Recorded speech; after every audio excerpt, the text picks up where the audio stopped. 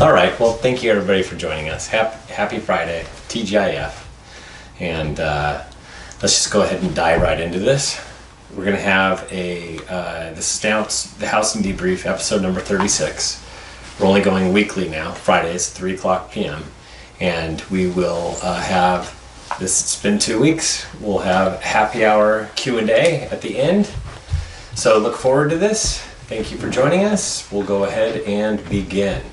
I'm Stephen Thomas. My background is I'm a quantitative economics and decision sciences major, UC San Diego, 29 years in the business, Orange County native, Capital Valley High School grad, 9 kids. I'm an avid runner.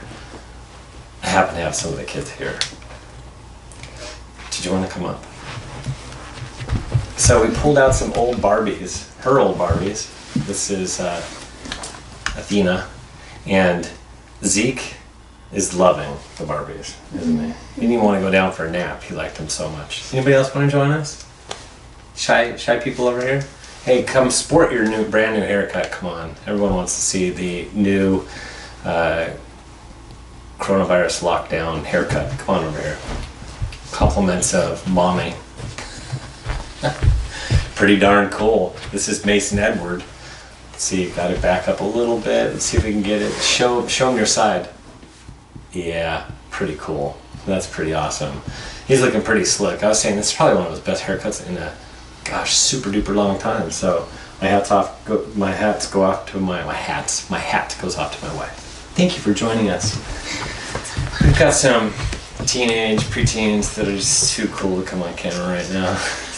They're waiting to do their workout. Oh, they're waiting to do their workout.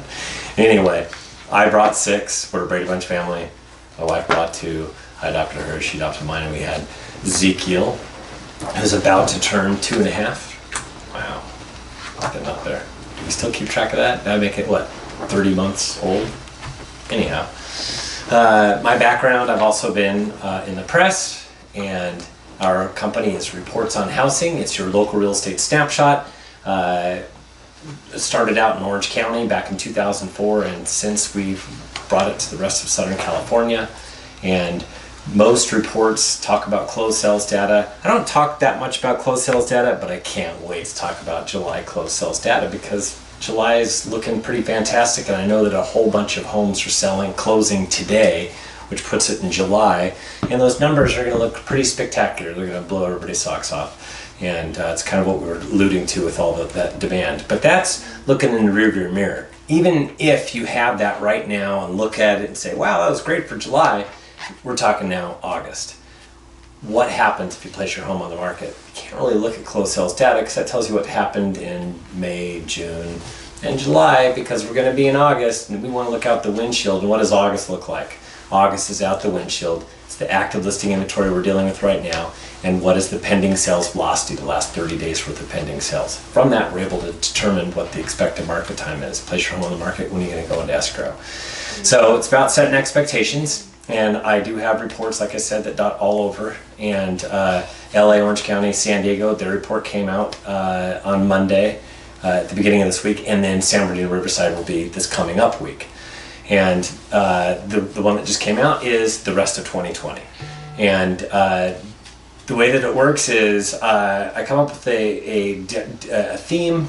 My wife helps me put it together, and with naming it and making it look good, and then we talk about what's going on in the market. That's with what's going on with the rest of 2020. Then we talk about the active listing inventory with each report. We talk about demand, what's it look like right now, what's the trend, and what does it look like compared to last year. And then we talk about the luxury end. And the luxury end is on dialing and on all cylinders right now. So that's another piece that we bring. We have a summary. The summary can be put up on blogs, Facebook, social media, all that good stuff. And we also have an excerpt link that people can use, and then we do go over each area, the active listing inventory, demand, and the expected market time, and we compare it to 2 weeks ago, 4 weeks ago, 1 year ago, and then we break it down by attached versus detached and price range. And then we also do have a closed sales report that we put together. Sometimes you can't expect it. This next report for Orange County, San Diego, you can't expect it because it will be next week. It'll be too early. We need to have 10 days before the MLS solds look really solid. So, but we do break that down by city as well. And then we go over distressed, and then we talk about the Southern California housing market and the various counties and comparison and contrasting them all, as well as distressed in those areas. So go to Reports on Housing, that's REPORTS on housing.com, and you subscribe there. And we just updated these to the latest format, so when you look at a sample report, you'll see some of the most recent, the new design. And it comes out every 2 weeks, and it's $15 per month or $150 per year, and you get a month free if you use the coupon code August, because guess what? August is here, the 5th month. 5 months. Can you believe it? Yes, August, tomorrow. Yes. August is upon us. That means we will have been locked down in a couple weeks for 5 months. And I believe it. Well, not really. My wife says not locked down, but you know what? We're being mindful. We're not doing as much as we typically would do during the summer. We had that little discussion actually last night. I'd like to thank our sponsor, which is Monarch Coast Financial with Kevin Buddy. He is absolutely awesome, good guy. He's been around for quite some time, and his company, they deal with more than one kind of borrower, more than one kind of loan. And when it comes to qualifying borrowers, look no further than Monarch Coast Financial to offer unique lending solutions, everything from full doc loans to alternative documentation to investor financing, even to private money loans. So he does everything from full doc to private money, and he has experience in spades. He's been doing this for a really long time. You can count on him to find financing solutions to help home buyers finance their dream homes, and he's been doing this since 1976, so since he was 10. He's been in the mortgage lending, helping home buyers and realtors with their financial needs. He's a super cool guy. Absolutely love Kevin Buddy. I've known him for years. And Kevin Buddy is, you can contact him. He can help you out at Monarch Coast Financial, 949-422-2075. That's 949-422-2075. And now some Summer fun. Someone said that photos. you need the same. I need to give you a haircut like Mason's. No haircut like Mason's. Seriously. Hair's getting a little long, but whatever. It's all good. Summer fun photos. Yes. You know what? We don't know what's behind those masks, right? That's right. Did you like that? I'm gonna get like smiles. Alana's, I didn't get much of an Alana vote there. How about this one? School teachers next month. Why are you sharing this? You're spreading misinformation. There's no way we'll be teaching cursive. Funny. Pretty sure this is how Hot Pockets are cooked. Oh, I think Mia. I hit a funny bone with Mia over there. If 2020 was a Bloody Mary, ew, it's SpaghettiOs. Disgusting. The bacon looks good, right? Mm-hmm. Yeah, I guess. Cheese looks good. But not. Cheese looks good. Easy cheesy. Maybe 2020 isn't all bad. Notice, only one person in this meeting room at a time. That's not really a meeting room. Oh, thank you very much. I appreciate it. Now they can go do their workouts. So Southern California housing market is extremely hot. And how hot is housing right now? Well, it's fiery hot. It's like you just ate something really spicy, and this is how hot the market is right now. Show this picture to all your buyers so they're prepared to understand just how spicy the marketplace is. Southern California active listing inventory, I draw a line all the way across, and the last time it was this low for Southern California was May of 2013. Now in this last report that just came out and will come out for San Bernardino Riverside, what's going to happen for the rest of 2020, I actually drilled down each and every county as to talk about when the last time they were this low, that type of thing. So you can gauge how incredibly different this market is compared to the Great Recession. Yes, we're in a recession, pandession, but does that mean that we're going to be going down in price? No, and that's because of the fundamentals of a very low listing inventory, and then now we have demand as well. But anyways, let's get into active listing inventory. This is where we were last Thursday, a week ago yesterday, July 23rd, 26,273. That's down 3% in 2 weeks. Last year we were at 44,346. That was 69% difference. So there was 69% more last year. And today we're at 25,981. That is down 1%. So it's continuing to go down. Maybe not at the same clip that we were a couple weeks ago, but what we're going to see is as we get into the fall market is number of homes coming on the market, fewer and fewer, so the active listing inventory will continue to trail downwards. And typically we peak during the summer months. And as far as the active listing inventory is concerned, but not this time. It's usually between around July and August, but this time we did it in May, and that's where we hit a peak, and since then we've been coming down. So our peak is really early. A lot of that has to do with not as many homes coming on the market, and let's see how that is evolving really quick. COVID-19 is still suppressing supply. And the number of new for sale signs in the past 4 weeks, and I did yesterday in the past 4 weeks and compared it to the 5-year average. And where we're at right now is Southern California is down 9%. It was down 10% a week ago, now it's 9% off. So it's getting less and less. And the number of new for sale signs, let's see, yesterday was at down 9%.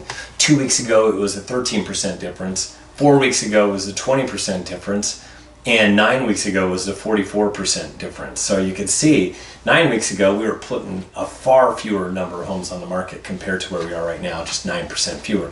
But I wanted to drill that down a little bit further. LA is at 7% fewer homes on the market compared to the last 4 weeks, the 5-year average. And for Orange County, it's only off 5%. And Riverside is down 6%. San Bernardino is off 24% year over year. And San Diego's down 6%. What is going on? San Bernardino is the problem child. And you can see it in their numbers. They have less than 3,000 homes on the market, and their demand is higher than 3,000 homes on the market. So you could see that they're a little bit off as far as they need more homes to come on the market, and it's just exasperating the problem. They need more homes, more than anybody else in Southern California. And I hear it from the agents that are there. They're saying there's just nothing on the market, and they're right. But COVID-19 is losing its grip on homeowners not placing their homes on the market because of COVID-19. It's getting to be where sometime in August we're going to see year over year for almost all the counties except for San Bernardino. It needs to come down more, but we're going to see it be the same as the 5-year average. So we're getting there. We're getting more homeowners placing their homes on the market. So Southern California housing demand, here's the queue, here's the line. It's really long as far as potential buyers waiting for homes to come on the market. Demand is hot. COVID-19 not affecting demand. And the Southern California demand, I draw a line all the way across, and it's the highest since August of 2012. So we have very low supply and very high demand. The mix of that creates a hot market. So this is what we have, full V. Actually, it's like this accentuated V. It's like way higher than where we were before. And this is what it was last Thursday, a week ago yesterday, July 23rd, 21,192. That was up 4% in 2 weeks. And last year we were at 16,131. That is 24% less than where we are today. So there's the difference between this year and last year. Today we're at 21,270. So you can see, went from 21,192 to 21,270. Not a lot of changing happening. This is flattening out now. And actually the difference is only 0.4%. So with that, I'm here to tell, I'm ringing the bell, it's time to sell. We're hitting the peak. And as far as homeowners are concerned, to place their homes on the market and take advantage of this great market, you're running out of runway. It's just not that much longer. Why? Because the kids are going to go back to school. And we'll talk about that. This is where we typically peak. Now we're hitting a peak, and it's happening right around here, beginning of August. I said this last report to this next report. we would hit that peak and then it would start to come down. That's where it's going to go. It's kind of flat from where we are right there. And then the kids are going to go back to some semblance of school. We're still doing back to school online shopping, and went to the outlets in San Clemente and got some awesome shoes, buy one, get one free type of thing. The kids are going back to school. And when they do that, families don't like to move as much, so we get a change in the marketplace. Demand starts to fall.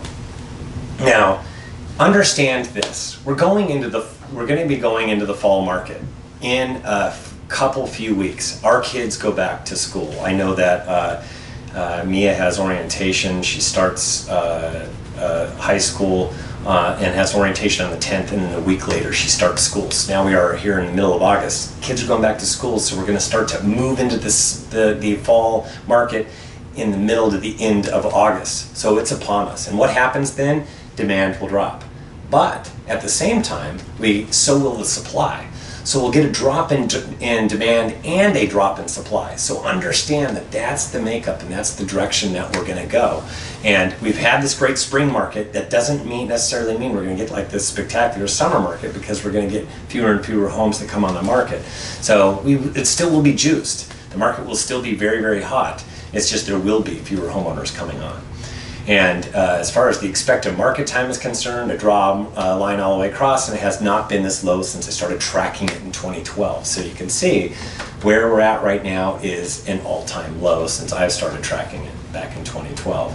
And this is where it's at right now. We're actually, a week ago Thursday, it's at 37 days. That was down 3 from the prior 2 weeks. So it went from 40 down to 37 days. Anything in the 30s is like driving 100 miles per hour on a freeway. It's just too fast for my liking. I want to see more homes come on the market to balance it out. I like an expected market time in the 70s, actually. I think that's like the perfect water, kind of like temperature outside of being 82. But SoCal last year was at 82 days, and this is the difference between this year and last year. Today, it's at 37 days. The change is just negligible. It's nothing much of it in anything. Why? Because we had demand go only slightly up, and we had the inventory only go slightly down. It wasn't enough to even change it by 0.2%. So that's why it's pretty much unchanged right now. So this is where we're going to be going. And it's that whole thing with, yeah, there's going to be less demand, but that doesn't mean that the expected market time rises like crazy. It kind of like slowly rises, and that's because demand is falling almost at the same rate that the inventory is falling. So inventory may not fall as fast as demand does the further we get into the year. But we'll have to wait and see kind of what happens with this because of how hot the market is with interest rates being so low. So it's kind of a wait and see of how, if this will rise at all or if it'll just remain flat where it's at right now. It's coming from a really low place, so I imagine it's going to go up barely. When it goes up from 37 to 40 or 42, like I said, where do I like the market time to be? Probably someplace around here. It's where we don't get as much appreciation. I don't want to see mass appreciation, even though I am a homeowner. And because I don't want to fuel a bubble, I want, in this kind of a time, I want it to kind of just remain status quo. So, and then at the end of the year, we hit the holidays and the expected market time goes up, so it slows down. So LA County is at 46 days, unchanged from a week ago. Orange County is at 43 days, unchanged from a week ago.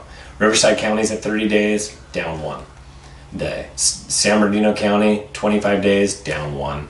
San Diego County, 33 days, down 1. And you can see with LA and Orange County being as large as they are, it's kind of offsetting these negative one in these areas as far as the down 1 day. As far as the overall expected market time, it really did not change much. Like I said, it's only slightly that it was changing. So let's talk a little bit about sellers. And this gets us into what this whole message is today. And it's about being careful about pricing and the dangers of overpricing. And I've brought this report before. I'll be bringing it again. I'm waiting until the numbers get more even keeled towards the maybe July or August, but we'll have to see what they look like.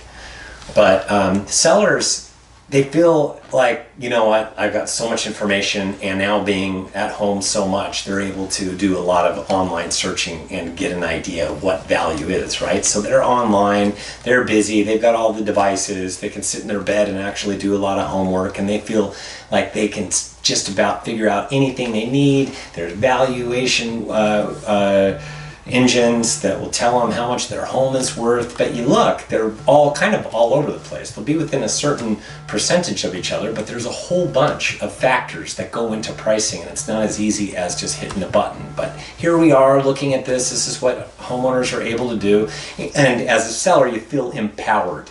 You feel absolutely empowered, and then what happens a lot of times is, even though we're empowered, we end up overpricing. And that's because we can't pull the emotion out of it. And who can? A qualified realtor can. And a qualified realtor can really drill this thing down so that they understand the nuances of what goes into pricing, what the house needs to do in order to get top dollar, what it might be missing, what might need to be changed, does it need to be staged, not staged, a whole bunch of different factors that go into pricing. It's not as simple as just taking a evaluation model, hitting boom, and out comes a price. So with that said, some sellers are waiting, going, hey, how come my home's not selling as quickly as everybody else? And I showed you that there's like 25% to a third of everybody in the lower price ranges that have been on the market for more than 60 days, and a lot of it has to do with pricing and other factors as well, location, age, floor plan. There's a number of things that go into it in that report that I wrote a couple reports back. And it is also about the being very careful and being just making a really good choice in pricing your home, poring over all the data, comps, pending sales, and not taking in as much consideration the active listing inventory. You do want to take it in consideration, but it's not as important as pending and closed sales data. And be very mindful of relying on active sales, because some of those could be sitting for a while. So this is what we want to try to avoid: price reduction. And why? Because there is a golden opportunity. That golden opportunity is those first few weeks. And there's a reason why it's a golden opportunity. Because I know, I actually was searching for a home, and you get dialed into looking for a home online, and you get to know exactly which home comes on the market, excuse me, what it looks like, and then you're able to see lots and lots of pictures, and then you're actually able to scout it. You can go onto Google, oversee it, see what kind of a yard it has. You can do that kind of homework on it, so that you might not want to see it because you know what the prices are doing in an area, and that's why some homes sit. Now, when they sit down the road, when somebody reduces it, yes, it comes back online for all these people that are following it on their apps as a price reduction. But it tells you how much that price reduction is. So if it's only $1,000 or $5,000, a lot of buyers just go, that wasn't enough. And they also take a look at if that was one that they saw before that might have needed paint and different things like that, they don't even want to go see it. And those become shop worn really quick. They need to take advantage of those first initial few weeks. That's the golden opportunity, those first few weeks, and pricing it right out of the gate. Because here's what I did for each of the counties, and if you look at this, LA County, you get a reduction of 5% or more, and this is the sales to last price ratio. So that's what a lot of people can talk about. What is the sales to list price ratio? But there's also the sales to original list price ratio, and you can see some of these people are way off, and what they get of the last price sales to last price ratio is 94%, versus they get 98.1% if they did not have to reduce at all. These are actually closed sales from June. And pardon me for a second. And these are actually closed sales from June. So you have closed sales from June, and you're getting 94% sales to last price ratio. And the median price is $750, so a little bit higher, but it's not like that in all the counties. Average days of market, 98 days. You're going to be on the market for a long time. If you do 1 to 4%, you're getting 97.8%. 95.2% of the original price that you had, but then when you reduce it, you're getting 97.8, which was still less than this, 98.1%. So that's about, 0.3 off, and you say that's not that much, but still, in the grand scheme of things, we're still talking about $1,800. And for sellers and homeowners, they want to get every dollar that they can. Plus, they're on the market for 79 days versus 25 days if they price it right out of the chute.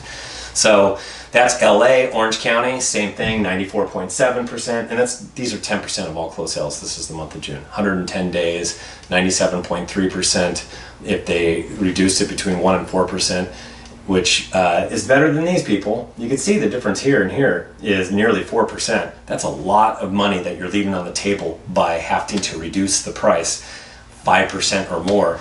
Those just look shop worn. It gets a lot fewer potential buyers, potential suitors. They look at those people, think, are they really realistic? And so they get fewer people that actually are interested. That's why they get less. Same thing here. This is a difference of 1%. And if you look at the median sales price between 1 to 4% reduction and no reduction, it's about 1%, which is about $7,500. That's pretty huge. I think sellers want an extra $7,500. This is the importance of pricing it right out of the chute, especially given all the way that things roll today, everything being digital. Riverside County, 95.8%, 129 days on the market. Look at this, 406, 425, 420, so the median doesn't even really change much, but if you've had to reduce the price like crazy, you're getting a lot less. If you had to do it 5% or more. 1 to 4%, you're getting 98.4. No reduction, 98.7, so no big difference, 0.3, but still, you're still talking money at the end of the day, and you're talking a lot longer on the marketplace. So if your goal is selling and selling as quickly as possible, the best bet is to price it right and to pit offers against each other so you can get as much as you possibly can. And at San Bernardino, they go from 97.8 to, remember, they're the hottest market right now. So by far, this is why these numbers don't change much, but they still change by 1%, just about. 97, 98, 99.8%, 119 days, 87 days, 30 days. How long do you want to be on the market? Especially right now. And we're running out of runway. You just have till the end of August, and then we're going to hit that fall market, and things are going to slow. And a lot of people go, Stephen, why is the market slowing down? I say it's called fall. That's what it's called. It's called fall. We're still going to have seasons. And then you look at this is San Diego, and they're at 95% sales to last price ratio with 5% or more of a reduction, 1 to 4% of reduction, 98.2%, and 98.5% with no reduction. So just a little bit more, but it ends up they sell it in 20 days versus 74 days. And like I said, right now, you don't have a lot of runway to work with. It is so important to price right. And these numbers, when the market slows just slightly, because we're in a very hot seller's market, these numbers get way out of whack if you have to reduce. So really quick, it's also a great time to buy. Mortgage interest rates are extremely low. Thank you, producer, director, wife. Mortgage interest rates, she's getting me ready for the happy hour. I'm having a glass of vino. I just told her to pick a bottle, so I don't even know what it is. Mortgage interest rates are going down, and they've been low. If you look at this is all as far back as Freddie Mac's data goes. It's 49 years back. You see this, it goes up to 18%, and it's been going down ever since, and this is where we're at right now. 2.99%. Almost hit the all-time record 2 weeks ago, because last week it went up to 3.01. The week before that it was at 2.98, which is the all-time record, and this is 2.99, so on the heels of the all-time record. These are record low rates, 3%, again below 2.99, pretty much 3% mortgage, but still, these are fueling everything. It is creating these long lines of buyers ready to purchase, and people are going, where is all this coming from? If unemployment is as high as it is, it's because there's 120 million people that are employed, and a lot of millennials that are getting into their 30s and they haven't purchased yet, and they've saved money over the long haul, and they're ready to pull the trigger. Home values are actually on the rise as well, and they're realizing that with how hot the market is right now currently. Let's talk about COVID-19, very important. We'll get into this really quick and we'll get into Q&A. I don't have a lot of size on coronavirus anymore. Don't want to beat I think that's that's a horrible saying. Anyways. Anyhow, you don't want to beat a piñata after it's down on the ground. A W-shaped recovery is not what we want, and that's why we continue to be mindful of the virus, and if we got that, At this point, it doesn't look like we can even get towards a W-shaped, but because the shock value of COVID-19 is gone, and we're kind of used to working within its means. However, we need to be mindful, wear masks, do our social distancing, be smart about it so that it doesn't get worse, because we don't want to roll back California again. We don't want to roll back the Sun Belt, so be as mindful as possible. The world. A week ago, 15,636,000. It's now at 17,421,000. We were averaging 243,700 cases per day. That was the 7-day moving average. And it's kind of slowing down a little bit. We're at 255. The slope of this was higher. It's starting to trail off. It's still rising. 255,000, that's where it's at. United States, 4,091,000 a week ago, 4,542,000 today. We were averaging 66,000 on average for the last 7-day period of new COVID-19 positives per day. That was the 1-week average. Now it's at 65. So what does that mean? We've hit this plateau. We've hit this before. We were in the 30s. Now we're in the 60s. So I would really like to see this thing come down. And the only way to make that happen is for all of us to put some piece of cloth over our mug, and that we're still able to see. That's it. Very, very simple. And the USC's grim trend, this happened last week. The death toll passed 150,000. There's different comparisons to that, but you can see where it's gone. It's kind of gone up. And yes, we're starting to trail down in the Sun Belt states where they've kind of hit a apex and are starting to come down slightly. But it was all those hospitalizations that everybody was talking about, that there was a lot more people in the hospital.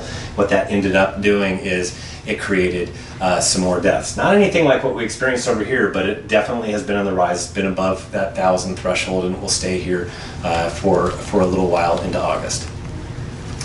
And as far as the COVID-19 testings are concerned, we're supposed to be below 5%. We were there in June, and then it started to look ugly. It got all the way up to 10%. Now it's at 8.5% positives. We want to get this thing below 5% so we can have proper contact tracing. That's what it's about. And I'm not even going to talk about contact tracing. I have sites that show how good the different states are, but I'm not even going to talk about it until we get this number where it needs to be. And as far as California is concerned, we were at 430 last week. We're at 493 right now. So within the next week, we'll surpass 500,000. 9,438. It was this 7-day moving average a week ago. Guess what? 8,900 now. So we have hit this plateau. And we haven't really hit that plateau before, because we've kind of plateaued, then gone up, then kind of plateaued, gone up, then it kind of plateaued, and it kept going up, and then it spiked. This is a real plateau, but we're still adding 8,900 per day. So what we want to do is, because this is as high as it is, we want to see that this starts to come down. And I just bring this up because I've talked about Los Angeles being the number 2 most impacted county behind New York in all of the country. Well, Riverside County is actually number 13 in all of the United States, the most impacted county. Orange County is number 15, San Bernardino is number 17, and San Diego was number 19, but they keep moving down the list because San Diego's numbers have kind of like really slowed down. So they're now number 21, most impacted county in the United States. Macroeconomic Outlook, and we'll get to Q&A right after that. We've got the initial claims for unemployment. It actually rose slightly. So it was the second increase in a row of initial claims, and a lot of this has to do with the Sun Belt states and California laying off people for the lockdowns and all that stuff. So we have this little spike in initial claims. It didn't really go that much higher, but it did go up from week to week. So it was the second increase in a row. We were going down for quite some time, and then we had that increase last week, and then a little bit of increase the one that came out last night. Yesterday. 1.434 million is where it's at right now. So it was a little bit lower than that the prior week. U.S. continuing jobless claims, and you can see it was trailing down and then it went up a little bit. So it was up 1 million to 17 million. We're at 16, a little bit over 16 the week prior, and now it's at 17 million. So a lot of that has to do with the increase in the COVID-19 cases. So as we're mindful, wear masks, we can start to see those numbers come down. So we'll just have to see where we go from here. And GDP came out this last week. It was everything that everybody thought. Actually, it wasn't as bad as what expectations were, but still, this is down 32.9%. If you go backwards in time, yeah, haven't seen anything quite like that. That's called forced stoppage. Now, the way that retail sales and housing is, and a few of the other numbers are looking, GDP for the third quarter is not looking anything like this. It is improving quite a bit compared to where we were before. So just know that this was expected. We've been talking about it. I talked about it like 50 episodes ago, and so that's just natural. Just understand that. Understand that the Fed Financial Stress Index is in negative territory. And I think this is actually an older one. I got to get this even closer. It's even lower than this. My apologies. Go to Logan Motashami's. He has this, his Facebook page. He actually has the most recent reading. I forgot to do this, but I know it's down again. Anything negative is good, and it's going the right direction. It's getting further into the negative territory, which means that as far as stress in the financial markets are concerned, it's getting better. So that's what we want to see. It went really negative over here, the Great Recession. Why? Because that was a bad time, and we led that thing, real estate and bad lending. This wasn't bad lending. This was just forced stoppage of the economy. We got the spike, and there was a lot of stress in the financial markets, but it came down pretty darn quick and went negative, then went positive when we had that first resurgence of COVID, and now it's come back down again, and now it's getting well below zero, which is where we need it to be. And as far as the GDP is concerned, I just want everybody to know a big chunk of this is consumption, 68.6%, and retail right now is on the rise, and it looks very V-shaped. So we're going to see with more consumption comes a higher GDP number, which comes a stronger reading when we get the third quarter reading, when we get into, what is that? October, right? Yeah, October. Man. Can't believe that. So go to reportsonhousing.com. It's REPORTS. A lot of people go reports. It's plural. Reportsonhousing.com. And you go there and you get a month free. Use the coupon code August, and you can see what some of these reports look like. And I want to thank Kevin Buddy, Monarch Coast Financial. He is our sponsor, and we really appreciate Kevin. He deals with more than one kind of borrower, more than one kind of loan, and they'll make it happen. Everything from full doc loans to private money and everything in between, he handles it, he tackles it. And he's been around for a long time, since 1976, like I said, since he was 10. He's been in the mortgage lending business, helping home buyers and realtors with their financing needs. You can definitely count on him. He knows what he's doing. He's a great guy, too. So, Kevin Buddy. You can contact him, Monarch Coast Financial, 949-422-2075. 949-422-2075. Thank you, Kevin. Appreciate it. Oh, I put that's all, folks, but I know what the time it is. I just hid the slide. Let's see. By the way, this is Greece in the background. And yes, Greece is absolutely beautiful. And I have to hide this slide so that I can show you. It is our happy hour time, sponsored by Monarch Coast Financial. So thank you very much. Cheers. I'm having a glass of wine. Don't ask what it is, because I told my wife to pick one out. She did. She opened it up, brought it to me. Cheers. So happy hour time. It is time. All right. Let's see.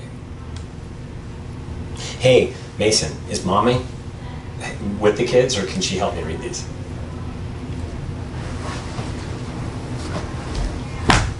I am trying to see. Thank you, as usual. With San Bernardino being at 24%, you think we'll still be slowing down? Yeah, not nearly like the other counties. It's still going to slow down slightly, but you're at this ridiculous place right now, San Bernardino, where you're in the 20s as far as expected market time. So when it goes from 20s like into the 30s, you really can't tell that much of a difference. There is a difference there, though, and I can see it in the numbers, and it means the thing's slowing down slightly, but you won't be able to tell it on the street. Buyers, anything below 60, and when you get well below 60, which is where we all are behaving right now, it just feels really hot. So it will be slowing down slightly in the numbers. Happy hour time. Any other questions that we have? Nice pour. Cheers. Lots of cheers. Cheers, everybody. Anybody have a question?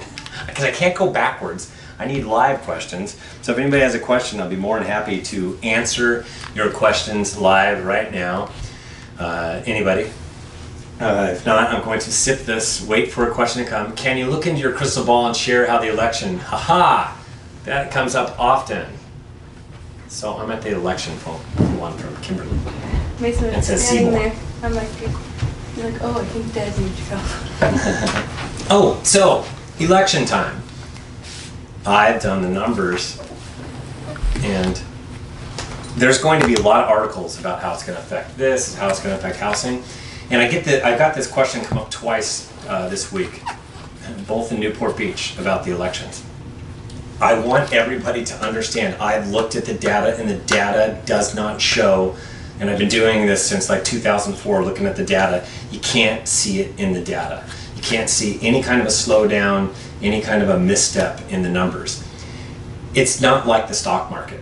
The stock market is more volatile to something like that, to elections where everything pauses and people go, oh my gosh, we have this party or that party, Democrat or Republican, and then all of a sudden you see this big giant shift in Wall Street. But I will tell you this, you get that shift, and I know what happens over time in Wall Street, it corrects itself. So that's the initial human element. There isn't that initial human element in from the elections in the housing data. So there will be stories, but if there are stories, show me where they bring the data into the picture, because I've not seen anything on data. I actually tried to prove it. That's what was going to happen. I couldn't show it. I actually also tried to prove that the end of the year is the best time to purchase a home. I actually couldn't show that either. I was having a very, very difficult time, and I poured a lot of, because that's what I thought it was, and I was wrong. So sometimes that happens. Let's see, REO inventory is flying off the walls, especially East Coast. Large amount of non-performing notes are being bundled. I can't read the rest. And sold to asset companies. You can look at the last episode. I talked about distressed, went into great detail why I don't think there's going to be a wave. It's going to be more of just this tiny little thing. It's being bought like crazy. Why? Because there's an appetite for anything financial that will perform. And real estate will definitely perform. We're not going to get that wave. Will there be more distress? Yes. That'll be a 2021 story. It just won't be at the same velocity as it was before. So you can't compare it to that Great Recession. I know that we remember what that burn felt like, but this one is totally different. We're all wearing our sunscreen, and we are all being mindful, and our housing stock is very, very strong, and there's a lot of equity out there. So I showed who's vulnerable in that. You could see it by going to my my last week's video on Facebook or YouTube. And so please take a look at that. So let's see, how about appraisals? Yes, appraisals. I don't talk about that much, but you know what? I've been doing this since 1991, and every time the market gets really hot, there's an appraisal issue. That comes hand in hand with a very hot market. The hotter the market, the more issues we have with appraisals. And why?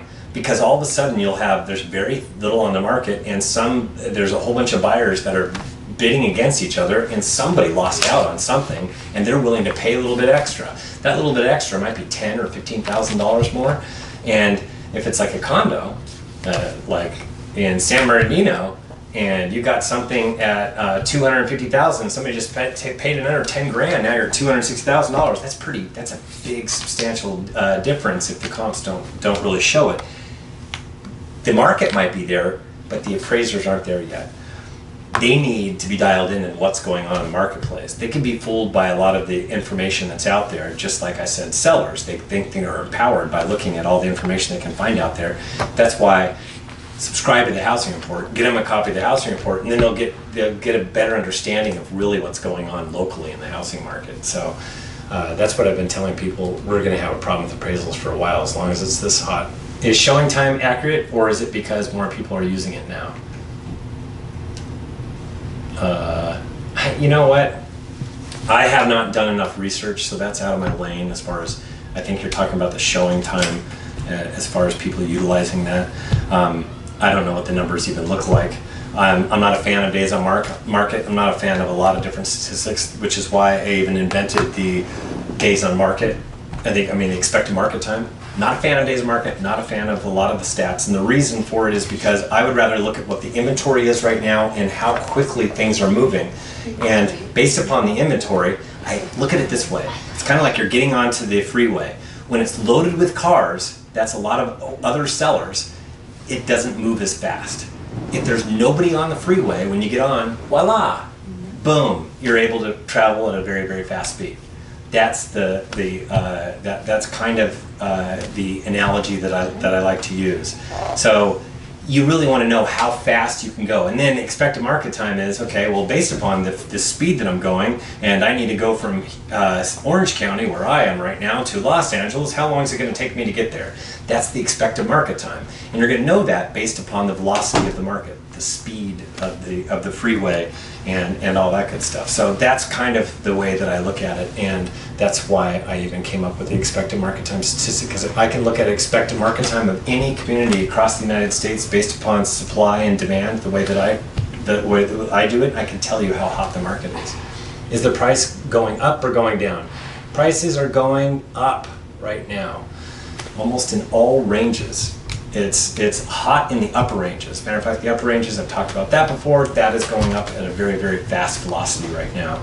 It's not values, but it's as far as the hottest upper range that I've seen in a long time. I did 2 Newport Beach meetings this last week, and they're all saying how incredibly hot it is. So it's every range right now.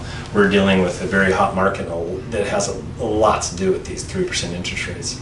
Do you think the stimulus, once decided, will eventually push rates up? No. Eugene, I think we have to be on the other side of this where we start to see the economy improve before we start to see the 10-year elevate. So just because we have a stimulus package, there could be a little bit of a rise in the 10-year, but there already is this disconnect between where the 10-year is and where that's how you can gauge where mortgage rates should be. And there's already this disconnect. This average was like this, then all of a sudden COVID-19 happened, and now the average is like this. It's come more like this, and so we might get a little bit of an uptick in the 10-year, but it'll float back down until we have a really good handle on where the economy is going. And with GDP, we're just with this last ad, we're just going to have to wait and see. So how risky do you think buyers are being removing the contingency for appraisal up front? Gosh, if they have the money in the bank, then go do that. If you have the money, sometimes you're going to have to put up a little bit more in order to get it, and that's just part of purchasing a home in this environment. So I think they're safe in doing that. I don't see any kind of a roadblock or any yield sign coming up. The market will continue to be hot going forward. I just don't see that many speed bumps and hurdles going forward. How do you see 2021? Get that question a lot. So I talked about in this last report what I see for the remainder of 2020. I need about another month and a half of data. I already have starting to gather my ideas and where I think things are going, which right now I just have to see what happens with inventory. I think the story is going to be an inventory issue going into 2021, and with low rates and an inventory issue, we can continue to see more of the same thing. That's just a prelude to what's going on. It's foreshadowing. I've got to see more information. So we'll stay tuned. As we move into fall, kids back to school, given supply and demand will dovetail down, will interest rates still hover around? Can't read the rest. 3%, and will values remain current levels? Will they continue to increase or decrease? They won't go down, Robert. I think that we'll be at a place where yeah, like I said, the velocity of the market is not going to change much from here until we get to the holidays. So we're already at an extremely fast-paced velocity, even if it rises a little bit. I'm talking in San Bernardino going from the low 20s to the low 30s. If you're a buyer, you will not notice the difference. There is a slight difference, but that still is an elevating value. We could see Orange County slow down by the time we get to the holidays into the 70s. We'll just have to see. But that is still, once we get above 60, the values aren't rising as much. You know, we're seeing that in Los Angeles, but in San Diego, Riverside, and San Bernardino, it's a bit hotter, and it's going to take quite a bit to slow the appreciation rate that's going on right now with how hot the expected market time is. And it's currently Orange County and Los Angeles will be this slow migration upwards, so you're not going to feel it. I mean, you might start to feel it by the time we get to November, just slightly slower. And people go, Stephen, why is it slowing even further? And I tell them it's called winter or the holidays. So we do have seasons in Orange County, just not quite as stark as where my brother lives in Wisconsin. They have a real fall. They have a real winter. A winter I don't want to be around for more than a minute because I don't understand -20 below wind chill. He said it's when it hurts to go outside to breathe. I don't want it to hurt to breathe. That's what we do as humans, we breathe. Do you think mortgage forbearances will increase with the stimulus package ending today? Well, I mean, we could get some lates, that's for sure. They need to get their act together. I mean, that's just a mess. I don't get into politics, but I've been watching what's going on over there. It's kind of messy. They knew that this day was coming, and we're dealing with this on the 11 o'clock hour. Now we're going to go past that hour, so now it leaves a lot of people in the lurch. Can the number of forbearance go up? Well, we've been seeing it trail down for weeks now, and now we could start to see it start to trail upward. It'll be interesting to see where it's at, because yeah, we'll get a deal together. Yeah, they'll make things happen. It might make people a little bit late for a little bit of time, but I just want to see the data. I saw the surveys. I don't follow those kind of surveys as much as I want to see real solid data of what they really do, because what people think they might do is different than what really happens when push comes to shove and they still have to make that mortgage payment. So we'll just have to wait and see on that, Lisa. But that's a great question, first time asked. Luxury market forecast? Well, I thought we were going to have a slower luxury market based upon how it came to a complete standstill. And it thawed almost as quickly as the rest of the market, and now we're dealing with a very hot luxury market. Now, where does luxury go? It tends to slow down a little bit more than the other price ranges the further we get into the year, and they tend to be the properties that sit the most. So I'd be wary of that the heat in luxury could slow down a little bit more than the lower ranges, but that'll be something that I'll have to continue to watch. And you'll have to continue to subscribe to the report, but I don't really have a forecast yet for that. Owners have equity. Yes, they do. Yes, sirree, Bob. Let's see, what is your foreclosure forecast due to COVID-19, mortgage forbearances, etc.? I don't know, is that Ramon Padilla? Yeah, Ramon, I would look at last week's episode.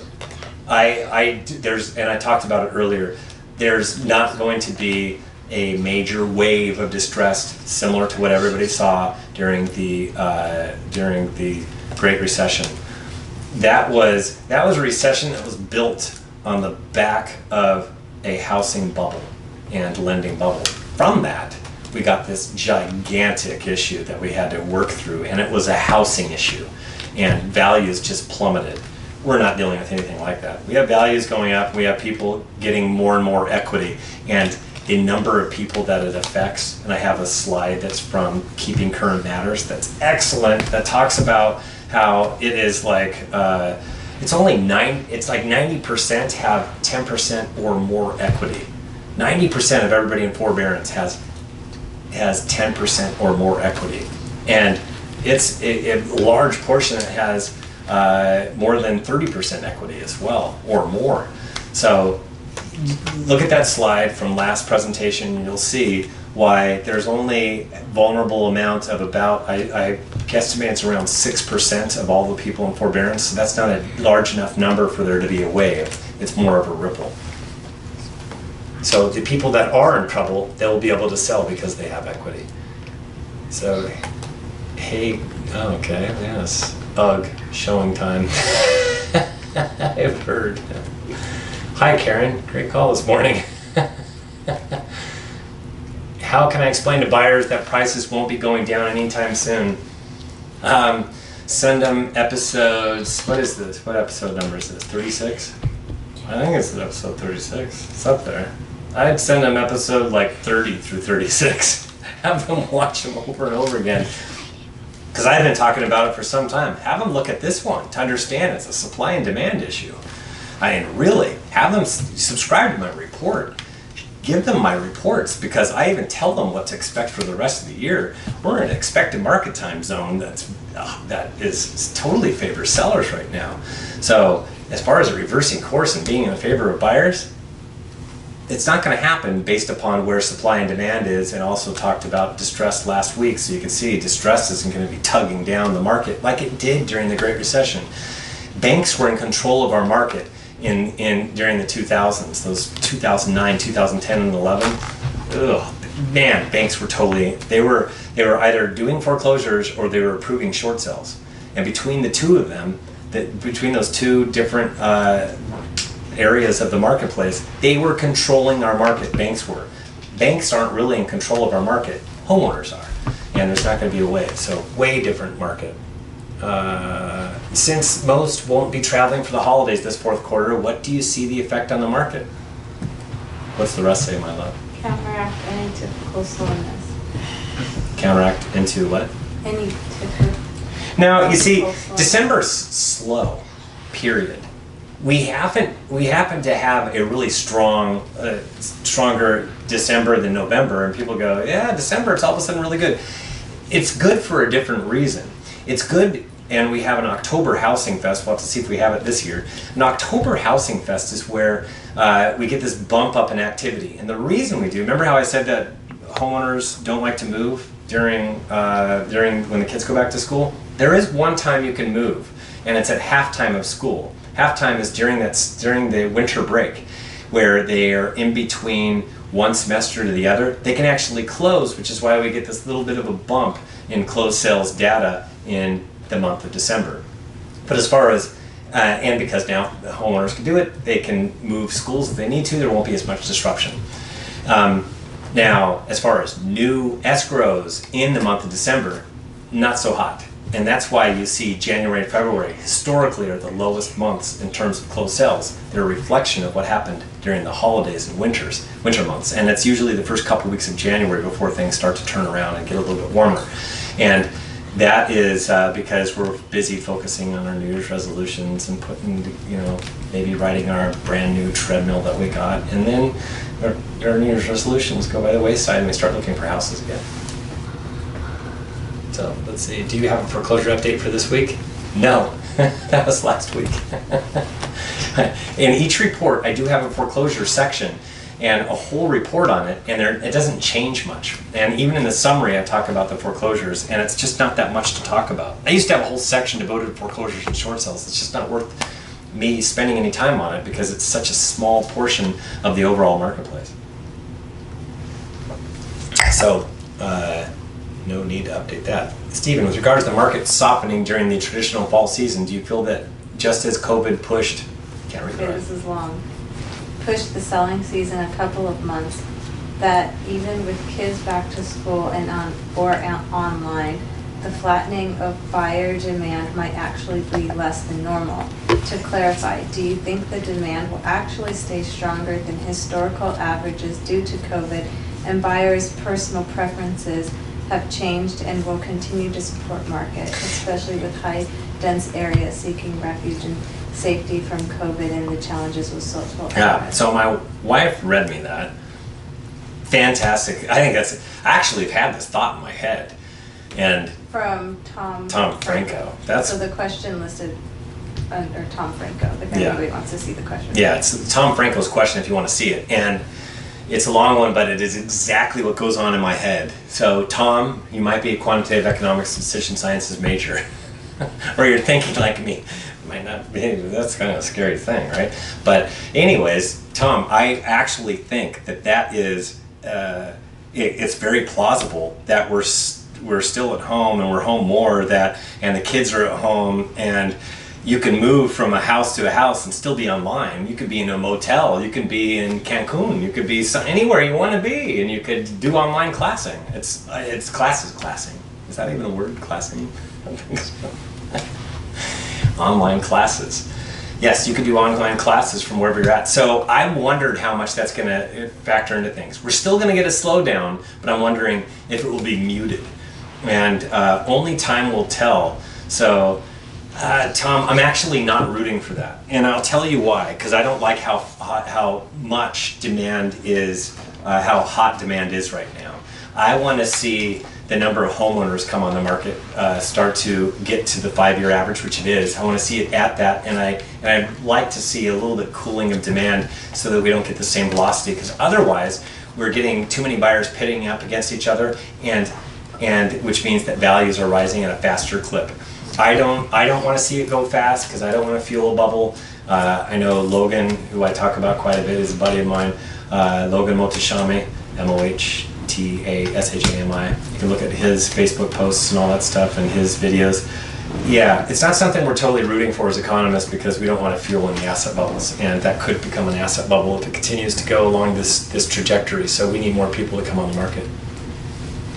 Have the stats for the non-payment and rent changed, increased? Hearing doom and gloom, but not seeing stats. Yeah, I had a slide for it. I didn't even put it in here. It hasn't changed much at all yet. As far as the rental, and remember, they're still getting that $600 per week, so we're going to have to see what happens as it goes from $600 to whatever they negotiated to. Right now, it's $600 down to $200 per week. Is that going to be enough, or are we going to start to see the delinquencies increase? So we don't want to see that the delinquencies increase, and that could happen. So it's something to wait and see. But as far as the month of July is concerned, not a big change year over year. It's of course there are more delinquencies, not nearly as bad as what everybody is thinking out there. So it's not yet in the stats, that's for sure. Should seller get a pre-listing appraisal? I always think that a seller should get a pre-listing appraisal. Always have felt that that's a really good idea. And it's just that they know exactly what they're navigating into, and it helps with pricing, especially if you've got somebody that's not in line, and they're the ones that did a lot of their searching, and they did this calculation tool online. Bink, this is what it said my home was worth. I mean, buyers and sellers know what they all are. There's a whole bunch of those engines. They're all over the place right now. Zillow is the one that gets the most darts thrown at it, but there's plenty of them that are out there that are aggravating the problem. It comes down to a house-to-house issue. You can kind of get an idea by cookie cutter and stuff like that, but you know what? If you've got a homeowner that has a property that is backing up to a busy street or something like that, and they're not in line with where they should be, then those are the people that you might want to get an appraisal for. Let's see. Keeping current matters is excellent. I agree. I must be way behind. Have an amazing weekend. Yay! Have an amazing weekend. Can't hear the questions. I know. I'm sorry, Mark. I referred to it so you can go look at the questions. Let's see. I'll do that differently next time. I'll give my wife another microphone. She'll be off camera doing it. I think I hit the bottom of my questions. So thank you very much, everybody. TGIF. Everybody have a fantastic weekend. Enjoy your families. Enjoy your loved ones. And is my sound off? Check. No, I can hear. No, my wife can hear it. Sometimes when you get the sound off, Cheryl, you need to get off of it and get back on. You can hear it again. It's more of a connection issue with Facebook. So anyways, I appreciate everybody being here. Cheers. Have a fantastic weekend. Enjoy your weekend. Enjoy your family and loved ones, and we'll see you on the other side. Next week, Housing Debrief, episode 37. Oh my gosh, I've got somebody that needs to say goodbye. On Friday. It's Next week on Friday. Athena. What's that? Next week on Friday. Next week on Friday. We're down to 1 week. 1 week. We're down to once per week, and it's on Fridays at 3 o'clock. What we want to do? Oh, look at you. She knows how to click it and everything. She clicked it too. That's all, folks. We appreciate it. I appreciate my kids. I appreciate my wife for helping out. She is awesome. She's the best producer, director, marketer. She's awesome. Organizer. Keep me on my toeser. Well, anyways, have a fantastic weekend. We'll see you on the other side. Thanks much. Bye. Bye.